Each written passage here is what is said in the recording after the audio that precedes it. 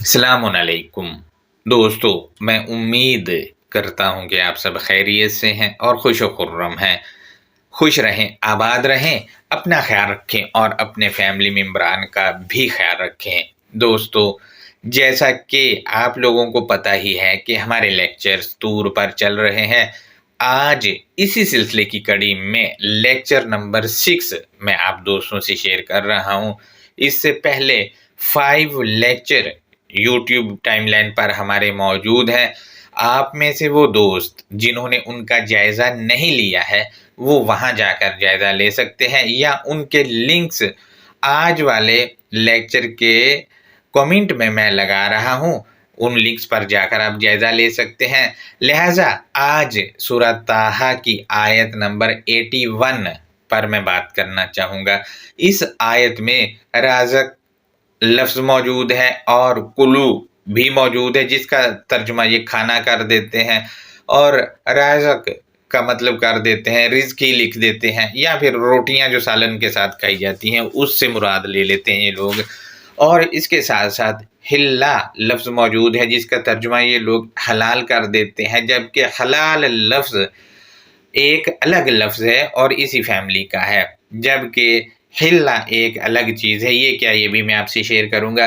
طیباتی، جس کا ترجمہ یہ لوگ پاک کر دیتے ہیں، وہ کیا چیز ہے وہ بھی میں آپ سے شیئر کروں گا۔ لہٰذا دوستو اینڈ تک میرے ساتھ آپ جڑے رہیں۔ آپ سے میں اس سے پہلے والی آیت، جو آیت نمبر سورہ طٰہٰ کی 80 ہے، اس پر لیکچر ہو چکا ہے، اس کا ترجمہ بھی میں آپ سے شیئر کروں گا، لیکن آگے چل کر وہ اس وجہ سے کیونکہ 81 اسی کے تسلسل میں ہے، جاتا تو یہ ٹاپک آگے تک ہے اور اس سے بھی پچھلی آیتوں سے شروع ہوتا ہے، لہٰذا میں صرف ان دونوں پر ہی بات کروں گا، اور آج خاص کر 81 پر میں بات کروں گا۔ 81 کی انڈرسٹینڈنگ کی جانب بڑھنے سے پہلے مروجہ تراجم کو جب میں نے پڑھا تھا تو کچھ سوالات میرے سامنے آئے تھے۔ یہ سوالات ایک طالب علم کی حیثیت سے میں آپ دوستوں سے شیئر کر رہا ہوں۔ آپ میں سے وہ دوست جو علمی استطاعت رکھتے ہیں وہ ان سوالات کے جوابات دے کر میری رہنمائی کر سکتے ہیں۔ لہٰذا دوستو، تراجم جو میں نے پڑھے تھے وہ تقریباً ایک ہی طرح کے تھے، ان میں سے ایک ترجمہ میں نے سوالات کرنے کے لیے چنا ہے۔ اس پر میں جو سوالات کروں گا یہ سوالات ان تمام تراجم پر بھی ہیں جو اس سے ملتے جلتے ہیں، کسی نے بھی کیے ہیں یا دنیا میں وہ کہیں پر بھی پائے جاتے ہیں۔ لہٰذا دوستو، مروجہ ترجمہ میں نے اسکرین پر لگا دیا ہے، غور کریں۔ ہمارے پیارے معزز مترجمین لکھتے ہیں کہ سوال نمبر 1 ہے، تم پاکیزہ چیزوں سے کھاؤ جو ہم نے تمہیں رزق دیا ہے۔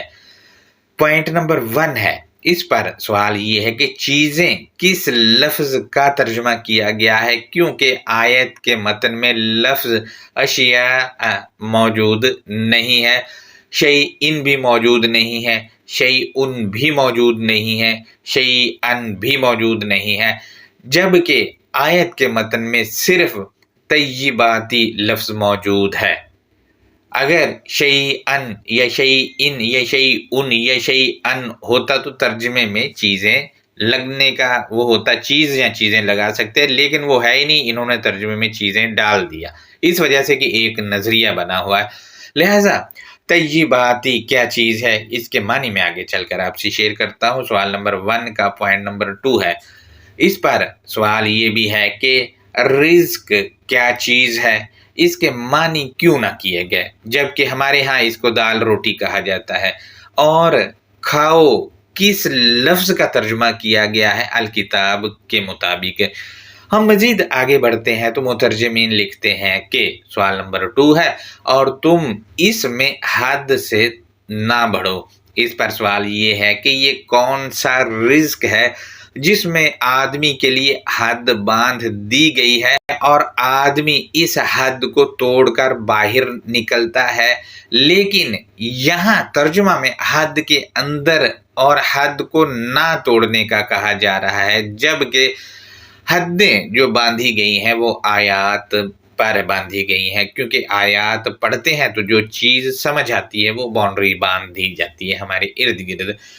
ہم مزید آگے بڑھتے ہیں تو پیارے معزز مترجمین لکھتے ہیں کہ سوال نمبر 3 ہے، ورنہ تم پر میرا غضب اترے گا، اور جس پر میرا غضب اترے تو یقیناً وہ تباہ ہوا۔ اس پر سوال یہ ہے کہ یہ کون سا رزق ہے جس کی حدیں تجاوز کرنے والے پر غضب ہو جاتا ہے اور وہ تباہ و برباد ہو جاتا ہے؟ اس پر رہنمائی کریں۔ اب میں آپ سے اس آیت کے مشہور الفاظ کے معنی شیئر کر رہا ہوں تو غور کریں۔ پوائنٹ نمبر 1 ہے کلو، اس کے معنی الکتاب خود طے کرتی ہے۔ میرے پاس سورہ ال عمران کی آیت نمبر 49 ہے، اس میں تاکلون آیا ہے اور اس کی ضد میں تدخرون موجود ہے۔ تدخرون کے معنی ہے تم ذخیرہ کرتے ہو، اور تاکلون کے معنی خود ہی طے ہو جاتے ہیں کہ تم استعمال کرتے ہو، کیونکہ ذخیرہ کرنے کی ضد استعمال کرنا ہوتا ہے۔ لہذا پوائنٹ نمبر 2 ہے طیباتی کو ہم دیکھتے ہیں تو اس کی ضد خبیثاتی ہے۔ خبیثاتی کہتے ہیں گندگی کو، اور طیباتی کے معنی خود ہی طے ہو جاتے ہیں کہ ستھری اور سوٹیبل، اور اس کے تیسرے معنی جو بنتے ہیں موزوں، متوازن، یہ اس کے معنی بنتے ہیں۔ نمبر 3 کو ہم دیکھتے ہیں تو رزق، اس کی سمجھ الکتاب خود ہمیں بتاتی ہے۔ اس کے لیے میرے پاس سورہ 56 کی آیت نمبر 81 اور 82 ہے۔ 81 میں ہے کہ آفا بِهَٰذَا الْحَدِيثِ أَنْتُمْ مُدْهِنُونَ، کہ اس کے بعد بھی یہ خاص حدیث سے تم بے توجہی برتنے والے ہو، یعنی وہ توجہ نہیں دے رہے اس خاص حدیث کی طرف۔ اور 82 میں ہے کہ وَتَجْعَلُونَ رِزْقَكُمْ أَنَّكُمْ تُكَذِّبُونَ، اور تم اپنا رزق بناتے ہو کہ بے شک تم جھٹلاتے ہو، یعنی الحدیث کو رزق بنانا ہے اپنا، یا پھر کہا جا رہا ہے کہ تم جھٹلاتے ہو۔ اگر تم جھٹلا دو گے تو الحدیث رزق نہیں بنے گی، اگر اپنا لیتے ہو تو یہ آپ کے لیے رزق ہے، یعنی زندگی گزارنے کا سامان ہے۔ اور اگر جھٹلا دیتے ہو تو جس کے لیے جھٹلایا ہے وہ آپ کا رزق ہے، اور وہ کیا ہے وہ آپ لوگوں کو پتہ ہی کہ کیا ہے۔ لہٰذا دونوں کے لیے رزق استعمال ہوگا۔ جھٹلانا جو ہے کسی چیز کو باطل کو لے کر ہوتا ہے، اور جو باطل کو لے کر الحدیث کو جھٹلاتا ہے تو باطل سے حاصل ہونے والا جو علم جو ذہنوں میں بیٹھتا ہے وہ رزق ہوتا ہے۔ اسی طرح الحدیث جو ایکسیپٹ کرتا ہے، الحدیث جب پڑھتا ہے تو وہ جو ذہنوں میں آتا ہے وہ بھی رزق ہوتا ہے، کیونکہ وہ زندگی گزارنے کا سامان ہے۔ لہذا دوستو رزق کے معنی ہے زندگی گزارنے کا سامان یا سامان زندگی۔ نمبر 4 کو ہم دیکھتے ہیں تو حلہ، اس کے معنی ہے حل کرنا۔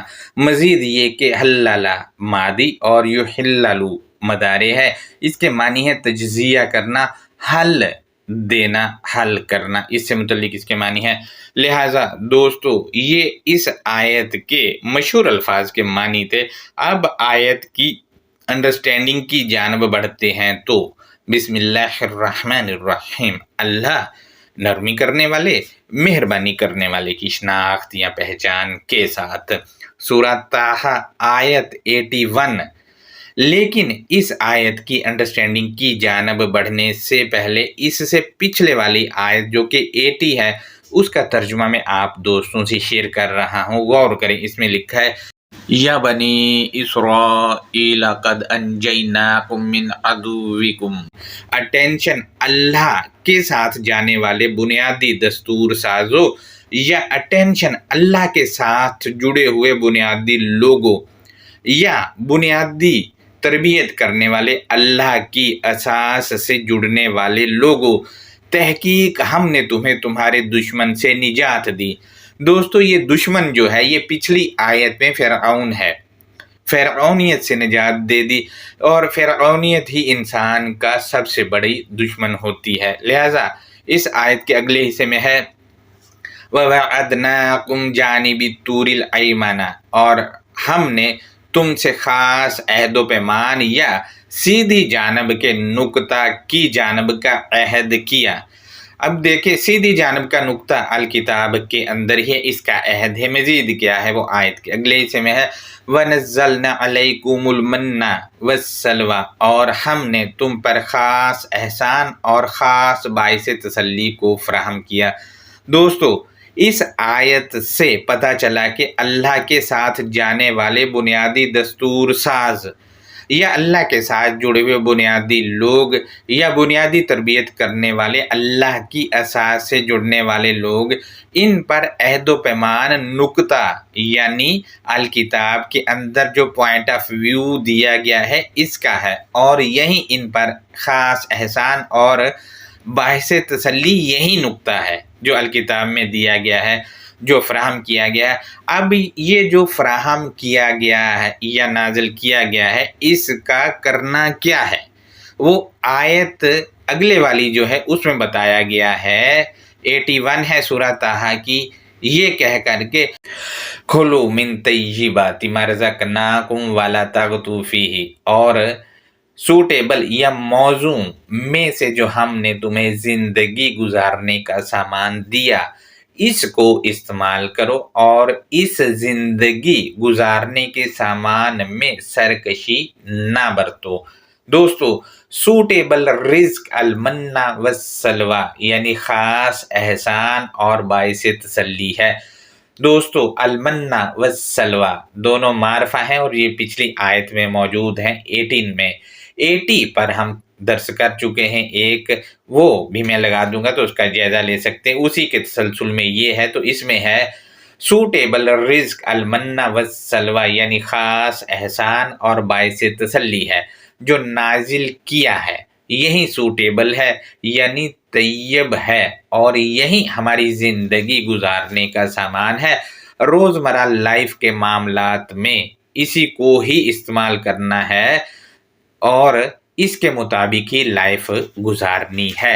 دوستو اگر اس کے مطابق لائف نہیں گزاریں گے تو پھر کیا ہوگا، وہ آیت کے اگلے حصے میں بتایا گیا ہے، اور وہ چیز ہمیں کون پیش کرے گا، اور جب وہ پیش کرے گا تو وہ کون ہے اس کی پہچان بھی کرائی گئی ہے، یہ کہہ کر کے فَيَحِلَّ عَلَيْكُمْ غَضَبِي، ورنہ فرعونیت یعنی ڈکٹیٹرشپ والا تم پر حل پیش کرے گا۔ اب آپ دیکھیں ڈکٹیٹرشپ والوں نے جو حل پیش کیا ہے وہ آپ کے سامنے ہے، یعنی ہٹ دھرمی سے اپنی بات منوانا، یہ کون منوا رہے ہیں آپ کے سامنے ہے، اور جو فرعونیت یعنی ڈکٹیٹرشپ والے اپنا حل پیش کرتے ہیں وہ ڈنڈے کے زور پہ منواتے بھی ہیں، اور وہ الکتاب میں جو المنّ والسلویٰ جو کہ نازل کیا گیا ہے زندگی گزارنے کا سامان رزق کی صورت ہے جو، تو اس کے مد مقابل یہ فرعونیت والوں نے بنایا ہے۔ اس میں میں آپ سے شیئر کرتا چلوں کہ فَيَحِلَّ میں مستتر کی ضمیر واحد ہے جو پچھلی سے پچھلی آیت یعنی 79 نمبر آیت میں فرعون کی طرف لوٹ رہی، اس وجہ سے میں نے ترجمہ میں فرعون لگایا ہے۔ دوبارہ سے پڑھ دیتا ہوں فَيَحِلَّ عَلَيْكُمْ غَضَبِي، ورنہ فرعونیت یعنی ڈکٹیٹرشپ والا تم پر حل پیش کرے گا۔ اب دیکھیں فرعونیت والوں نے جو حل پیش کیے ہیں وہ الکتاب سے ہٹ کے تفاسیر کی صورت میں موجود ہیں، من گھڑت باتیں جو الکتاب کی طرف منسوب کی گئی ہیں وہ ہیں، اور بھی بہت کچھ ہے جو انہوں نے ایسا کیا ہے۔ الکتاب کے مقابلے میں جو بھی انہوں نے گھڑا ہے وہ سب کا سب یہ لوگ جو پیش کرتے ہیں وہ پیش کرنے والے فرعونیت کیٹیگری میں جائیں گے، اور جو وہ پیش کرتے ہیں وہ انہوں نے حل بنا رکھا ہے جو لوگوں کے آگے بھی رکھتے ہیں۔ لہٰذا آیت کے اگلے حصے میں ہے یہ کہ وَمَن يَحْلِلْ عَلَيْهِ غَضَبِي، اور جو فرعون تم پر حل پیش کرتا ہے اس کے پیش کیے گئے حل پر مجھ کو دور کرنے کا عذر یا بہانہ ہے۔ دوستو جس ہستی نے کتاب دی اس کے مد مقابل فرعون بھی اپنا تجزیہ یا حل پیش کرتا ہے، آج بھی پیش کر رہا ہے۔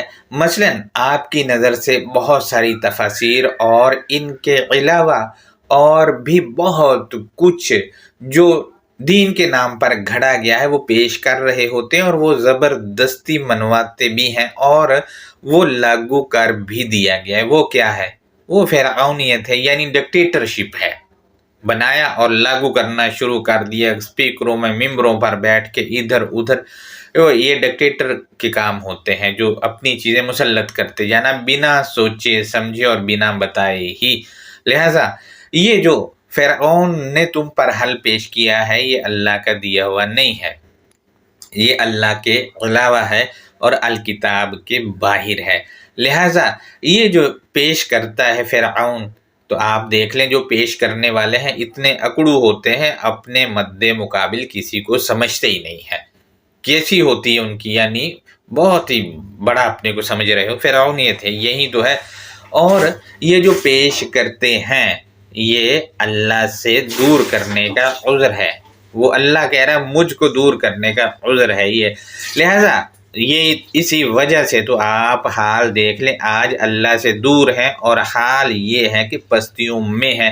لہٰذا دوستو اس کے ساتھ جو جڑے گا فرعونیت یا حلیت تجزیہ کے ساتھ، اس کے ساتھ کیا ہوگا وہ آیت کے آخری حصہ میں بتایا گیا، یہ کہہ کر کے فقد ہوا، وقت گزرنے کے ساتھ ساتھ وہ تباہ ہوا، یعنی جیسے جیسے وقت گزرتا جائے گا تباہی مقدر بنتی جائے گی وقت کے ساتھ ساتھ، اور اینڈ یہ ہوگا کہ صفحہ ہستی سے مٹ جائیں گے، جیسا کہ بہت سارے ممالک مٹ گئے ہیں۔ لہذا دوستو یہ اس آیت کا ترجمہ اور خلاصہ تھا جو میں نے آپ سے شیئر کیا ہے۔ اب اس کا ترجمہ بھی میں آپ سے شیئر کر رہا۔ کُلُوا مِن طَیِّبَاتِ مَا رَزَقْنَاکُم وَلَا تَعْثَوْا فِیہ، اور سوٹیبل یا موزوں یا توازن سے جو ہم نے تمہیں زندگی گزارنے کا سامان دیا اس کو استعمال کرو، اور اس زندگی گزارنے کے سامان میں سرکشی نہ برتو۔